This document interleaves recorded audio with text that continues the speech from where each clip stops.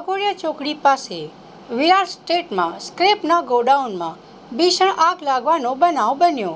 વડોદરા શહેરમાં અવારનવાર આગ લાગવાના બનાવો સામે આવતા હોય છે।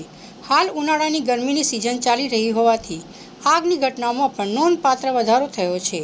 ત્યારે વાઘોડિયા ચોકડી નજીક આવેલ વિરાટ સ્ટેટમાં એક સ્ક્રેપના ગોડાઉનમાં ભીષણ આગ લાગી હતી।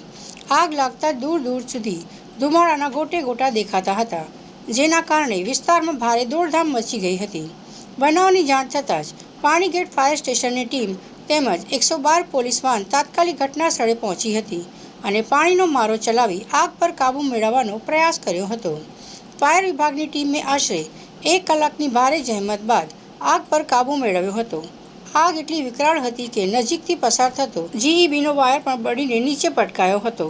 ઘટનાની જાણ થતાં જ જીઈબીના અધિકારીઓ સ્થળ પર દોડી આવ્યા હતા અને સુરક્ષાના ભાગરૂપે મેઇન લાઇન બંધ કરી હતી। પ્રાથમિક માહિતી મુજબ કોઈ જાનહાનિ નોંધાઈ નથી। વાઘોડિયા ચોકડી પાસે વિરાટ એસ્ટેટમાં સ્ક્રેપના ગોડાઉનમાં આગ લાગેલી હતી અને આવીને અમે બુજાઈને બોલવી દીધેલી છે। એ વેસ્ટેજ હતો બધો, એટલે દૂર સુધી ગોટા કાળા કાળા દેખાતા હતા ધુમાડા। લગભગ એક કલાકની જહેમત બાદ અમે આગ પર કાબુ લીધેલો છે।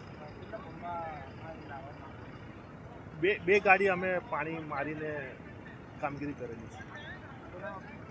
Gaurishankar car, Panigate fire station, sir સૈનિક।